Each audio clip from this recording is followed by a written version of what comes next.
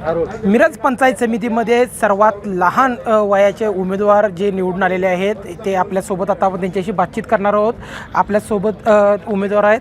काय सांगाल, तुमचं वय एकदम लहान आहे, मोठा विजय तुम्ही मिळवला आहे नरवाड या ठिकाणून, काय सांगाल, पहिली प्रतिक्रिया काय आहे? पहिला तर मी खासदार विशालदादा पाटील यांचा आभार मानते की एवढ्या लहान वयात त्यांनी मला ही संधी दिली आणि माझ्या त्याचबरोबर गावकऱ्यांचा, कार्यकर्त्यांचा, सर्वांचा आभार मानते. इथून पुढं जनतेचा विकास हेच माझं प्राधान्य असेल. त्यांनी जो माझ्यावर विश्वास दाखवला आहे तो विश्वास सार्थ करण्याचं काम हे माझं असेल. आता पुढचं विजन नेमकं आता काय असणार आहे? एवढं तुम्ही वयानं लहान आहे, आता एवढी मोठी जबाबदारी तुमच्यावर येऊन पडलेली आहे, आता पुढचं विजन नेमकं कसं असणार आहे?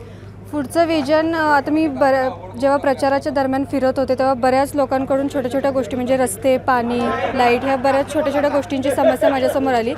तेच समस्या सोडवण्याचं काम हे माझं असेल. त्याचबरोबर महिलांची सुरक्षा आणि त्यांना एक नवीन संधी, त्यांना नवीन प्लॅटफॉर्म तयार करून द्यायचं काम हे माझं फर्स्ट प्रायोरिटी माझी ती असेल. ज्यावेळी तुम्ही प्रचार करत होता त्या ठिकाणी त्यावेळेस असे कोणते आव्हान तुमच्यासमोर होते? विरोधकांकडून असं काय तुमच्यावर आरोप करत होते, काय असं आव्हान होतं? वय लहान होतं त्यामुळे माझं वय हे 21 वर्ष आणि 1 महिना पूर्ण आहे.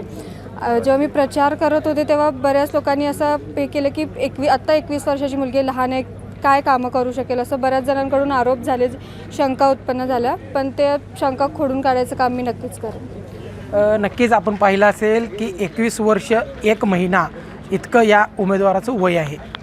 स्वप्नील एरंडोलीकर, LS मराठी, सांगली.